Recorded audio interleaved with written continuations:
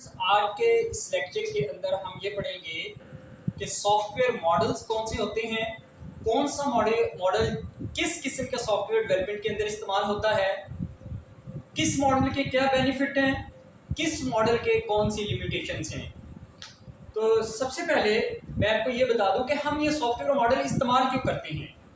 इसकी एक basic reason ये है कि अगर एक रास्ते के ऊपर हमें उस रास्ते का अगर पता है तो वहाँ पर हमें जो है वो उस पर जाना जो है वो इजी होगा, क्योंकि हमने एक दफ़ा उस रास्ते से गुजरे होंगे।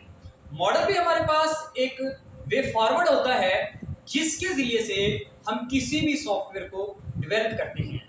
तो अगर आपसे जो है वो कोई क्वेश्चन आए कि ये सॉफ्टवेयर मॉडल क्यों ज़रूरी हैं, तो उसका बिल्कुल एक क्लियर सा आंसर ये है कि ये एक सिस्टमेटिक अप्रोच होती है जिसके अंदर जो है वो हम एक प्रोसेस के तहत और उसके आउटकम को मद्देनजर रखते हुए उस मॉडल को फॉलो करते हैं ताकि हमारा टाइम जो है वो मैक्सिमम बच सके और वो कॉस्ट एफिशिएंट हो।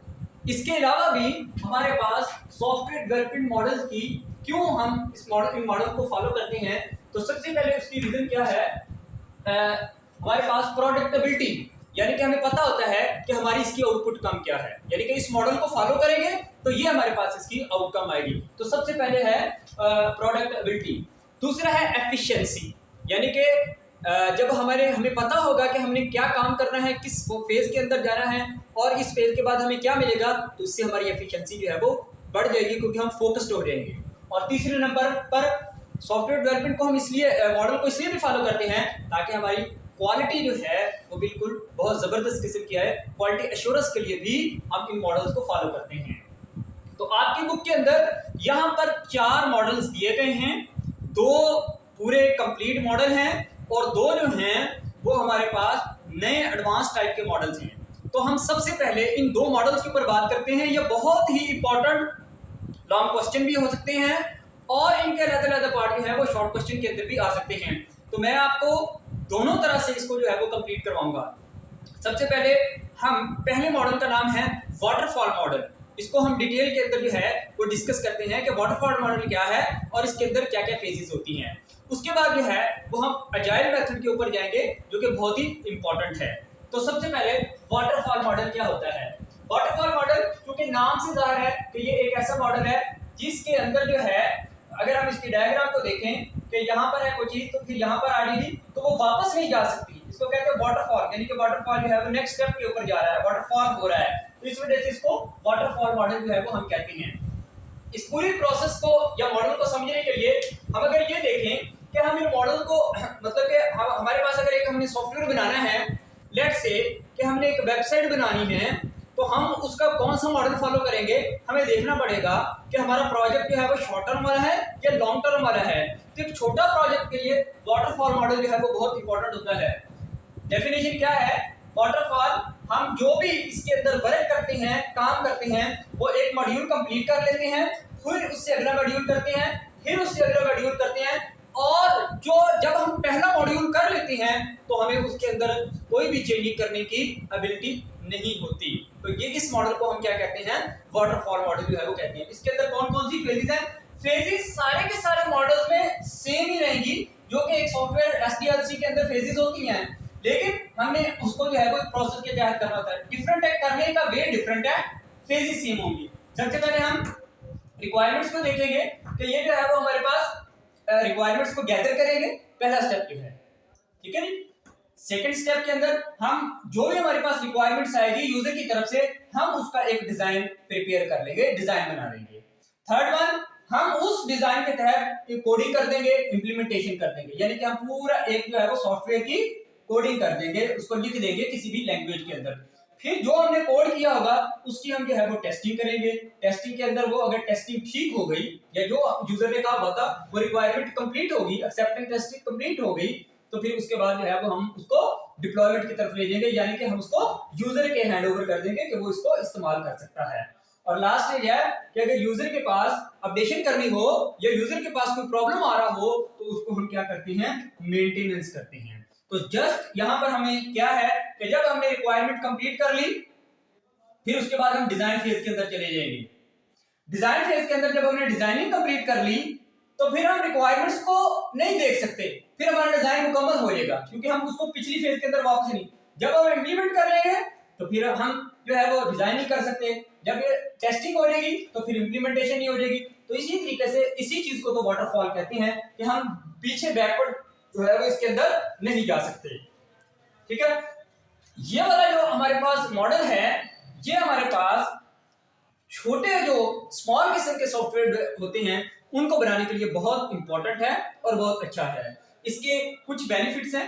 अब ये आपको क्वेश्चन आ सकता है, what are the benefits of the waterfall model, तो ये आपको 2 नंबर का क्वेश्चन आ सकता है। What are the phases of the waterfall model, तो ये आप एक डायग्राम बना सकते हैं। What is the definition of the waterfall model, तो ये आप लिख सकते हैं। What are the limitation of the model, तो ये आप 3 लिमिटेशन जो है लिख सकते हैं। तो बेनिफिट्स इसके क्या हैं, this is the very simple and easy, यानी कि हमें पता होगा कि बहुत ही सिंपल है और आसानी के साथ ये अंडरस्टैंड होने वाला है, ये इसका पहला फायदा। दूसरा फायदा वाटरफॉल मॉडल का ये है कि ये सीक्वेंशियल प्रोसेस है, यानी कि जब हम ये काम कर रहे होते हैं तो हमें बाकी किसी चीज की परवाह नहीं होती, हम सिर्फ ये काम करेंगे। अगर हम ये काम कर रहे हैं, इम्प्लीमेंटेशन कर रहे हैं, तो फिर हमें और किसी चीज की परवाह नहीं है, हम सिर्फ इसी के ऊपर फोकस होते हैं। This is called the sequential process, यानी कि सीक्वेंस के साथ हम जो है वो चल रहे होते हैं। और suitable for the small project, कोई भी छोटा प्रोजेक्ट है उसके लिए वाटरफॉल जो है वो बहुत इंपॉर्टेंट है। हमें यूजर से रिक्वायरमेंट ली और उसके तहत जो है वो हम उसको कंप्लीट कर देते हैं। तो these are the 3 benefits for the waterfall model. और लिमिटेशंस क्या है, मतलब कि इसके जो है वो डिसएडवांटेजेस क्या है, ये इनफ्लेक्सिबिलिटी है, यानी कि एक जब हम ये एक काम कर लेते हैं तो दोबारा हम वापस नहीं जा सकते दूसरी फेज के अंदर। इनफ्लेक्सिबल है, कोई हम चीज ऐड नहीं कर सकते। No ideal for complex project, यानी कि बहुत बड़ा प्रोजेक्ट आ जाए और उसके अंदर कोई कॉम्प्लेक्सिटी आ जाए तो उसके अंदर के लिए ये चीज जो है वो ठीक नहीं है। तीसरा जो है वो इसका रिस्क और अनसर्टेनिटी है कि अगर हमें टेस्टिंग के अंदर जाकर पता चला कि हमारी डिजाइनिंग खराब थी तो फिर जो है वो हम वापस नहीं जा सकते। तो रिस्क और अनसर्टेनिटी इसके अंदर बहुत होती है। तो ये इसकी 3 जो हैं वो इसकी हमारे पास लिमिटेशंस हैं या डिसएडवांटेज हैं। तो अगर ये वाली डायग्राम आपके ज़हन के अंदर होगी तो आप इसके बेनिफिट्स भी खुद लिख सकते हैं और इसकी लिमिटेशन भी जो है वो खुद लिख सकते हैं।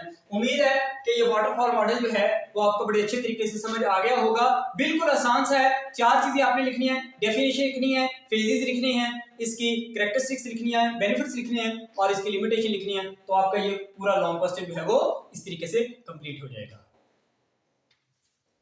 डियर स्टूडेंट्स, इस वीडियो लेक्चर के अंदर हम जो है वो अजाइल मेथड पढ़ेंगे, जो कि एक बहुत ही इंपॉर्टेंट और हर जो सॉफ्टवेयर कंपनी है वो इसको लाजमी तौर पर फॉलो करती है, क्योंकि जिसने भी कॉम्प्लेक्स प्रोजेक्ट बनाना होता है वो हमेशा अजाइल मॉडल को जो है वो मेथोडोलॉजी को फॉलो करता है। इससे पहले हमने वाटरफॉल देखा था जो कि स्मॉल प्रोजेक्ट के लिए बहुत बेनिफिशियल होता है। अब हम अजाइल के ऊपर देखते हैं। जो इसके पार्ट्स है वो सेम ही रहेंगे वाटरफॉल की तरह, कि पहले हम डेफिनेशन देखेंगे, फिर इसकी फेजेस को देखेंगे, फिर इसके अंदर एक छोटी सी चीज है, इसकी कुछ कैरेक्टरिस्टिक्स हैं वो हमने लाजमी तौर पर हमें पता होना चाहिए कि अजाइल की कैरेक्टरिस्टिक्स क्या हैं और क्यों हर कंपनी इसको जो है वो लाजमी तौर पर फॉलो करती है, फिर इसके बेनिफिट्स क्या हैं और लिमिटेशंस क्या हैं। ये क्वेश्चन जो है वो आपको लॉन्ग के लिए बहुत इंपॉर्टेंट होगा और इसके कोई ना कोई पार्ट जो है वो आपको शॉर्ट क्वेश्चन में भी दिया जा सकता है। फॉर एग्जांपल आपको ये पूछा जा सकता है, what are the characteristics of the agile model methodology, या what are the benefits of the agile methodology, या what are the limitations of the agile methodology. तो आपको ये शॉर्ट क्वेश्चन के हवाले से बहुत इंपॉर्टेंट होगा और लॉन्ग क्वेश्चन के हवाले से ये बहुत ही ज्यादा इंपॉर्टेंट होगा। जी, डेफिनेशन अजाइल मेथोडोलॉजी के अंदर आपने डेफिनेशन ये देखनी है कि अगर हमारे पास एक बहुत बड़ा प्रोजेक्ट, यूजर ने कहा कि ये बहुत बड़ा, लेट्स से कि हम बैंक का प्रोजेक्ट है कि ये एक बैंक का सॉफ्टवेयर बना दें, तो ये बहुत बड़ा सॉफ्टवेयर होगा, तो हम उसको जो है वो ये प्रोजेक्ट बनाने के लिए तो एक लेट्स से कि हम कहते हैं कि हमें तो 6 मंथ रिक्वायर हैं कि भाई इसको बनाने के लिए तो इतना टाइम लगेगा, लेकिन हमसे वो कहते हैं कि भाई आप हमें इस तरह करें कि आप हमें कुछ काम करने के लिए कुछ जो है वो हमें एक प्रोटोटाइप बनाकर एक हमें दे दें ताकि हम उसको चेक कर लें। ठीक है, तो अब क्या करेगा प्रोजेक्ट मैनेजर उस जो भी प्रोजेक्ट है उसको हर फेज को छोटा छोटा जो है वो बना देगा, यानी कि बैंक के अकाउंट्स का एक बना देगा, एक मैनेजर का बना देगा, एक डिपॉजिट का बना देगा, एक जो है विथड्रॉल का मॉड्यूल बना देगा और वो बैंक मैनेजर से ये कहेगा कि आप इस मॉडल को यूज करना शुरू कर दें, हम इसके अंदर मजीद अपडेशन कर देंगे। तो this is called the agile method. इससे क्या होगा कि हमने यूजर को सेटिस्फाई कर दिया कि वो अपना प्रोसेस स्टार्ट कर ले और हम उसको बाद में मेंटेन कर देंगे। That is a very important benefit for the agile methodology. तो हर कॉम्प्लेक्स प्रोजेक्ट के अंदर अजाइल इस वजह से बहुत ज्यादा जरूरी होता है। तो अब जो है वो हम इसके फेजेस की तरफ आते हैं। फेजेस बिल्कुल सेम है कि हमें यहाँ से स्टार्ट जो है वो हमने करना है। साफ जाहिर है कि स्टार्ट हम कहां से करेंगे, रिक्वायरमेंट्स गैदर करेंगे। रिक्वायरमेंट्स गैदर करने के मैंने आपको तरीकेकार जो है वो पिछली वीडियो के अंदर बता दिए हैं कि हम कितने तरीकों से रिक्वायरमेंट जो है वो गैदर कर सकते हैं। इसको हमने देखा था कि हम सर्वे के जरिए से, क्वेश्चनाइज के जरिए से, डॉक्यूमेंटेशन के जरिए से हम रिक्वायरमेंट्स अपनी सारी गैदर कर सकते हैं।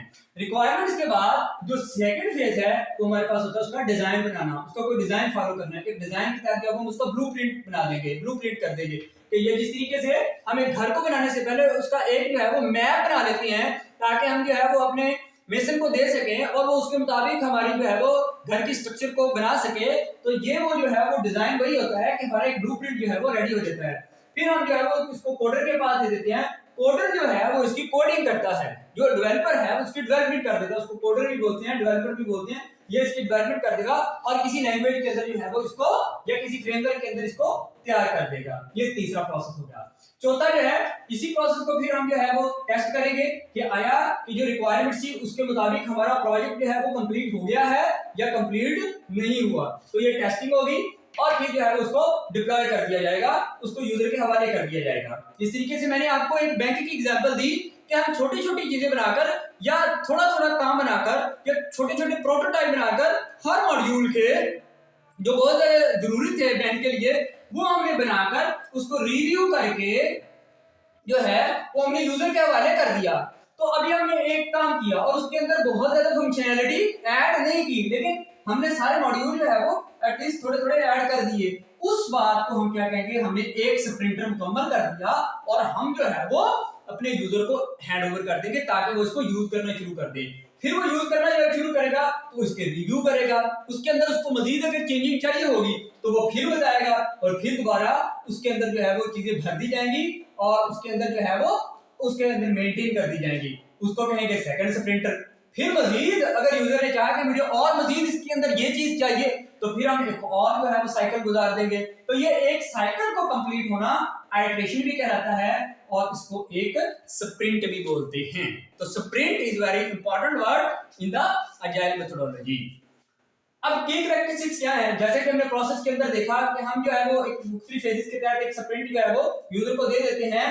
तो सबसे पहला की इसके कैरेक्टरिस्टिक्स क्या है कि इसके अंदर हम इंटीग्रेशन कर सकते हैं, मजीद चीजें ऐड कर सकते हैं। फॉर एग्जांपल पहले 5 मॉड्यूल्स के तहत एक सॉफ्टवेयर चल रहा था, अब यूजर कह रहा है नहीं मुझे एक नया मॉड्यूल चाहिए तो हम उसको नया मॉड्यूल को इंटीग्रेट कर देंगे, उसके अंदर ऐड कर देंगे। That is very important.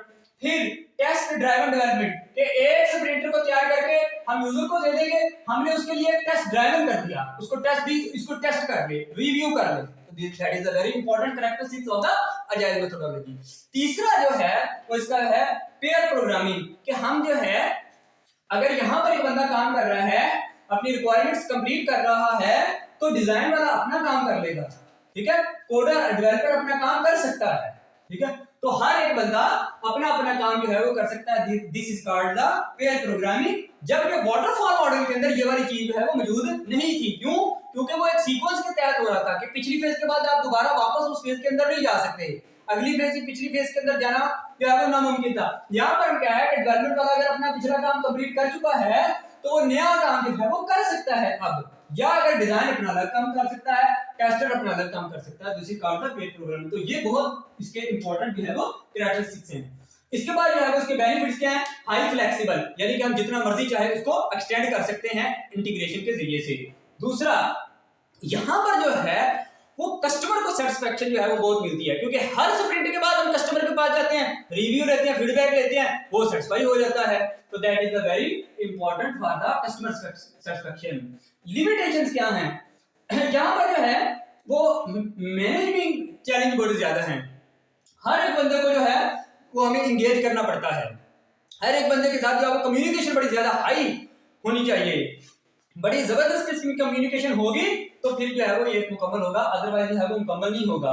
Stake holder involvement, क्योंकि हर स्प्रिंट के बाद हमने स्टेक होल्डर की इन्वॉल्वमेंट बड़ी जरूरी रखी हुई है, लिहाजा अगर कोई एक भी स्टेक होल्डर जो है उसके अंदर इन्वॉल्व ना हुआ तो हम जो है वो बैठे रहेंगे उसकी वजह से। तो स्टेक होल्डर इन्वॉल्वमेंट जो है वो इसका एक लिमिटेशन है। और नो टाइम लिमिट, क्योंकि ये सारा डिपेंड किसके ऊपर करता है, स्टेक होल्डर के ऊपर डिपेंड कर रहा है, लिहाजा हम ये नहीं बता सकते कि ये प्रोजेक्ट जो है वो कितने टाइम के अंदर मुकम्मल हो जाएगा।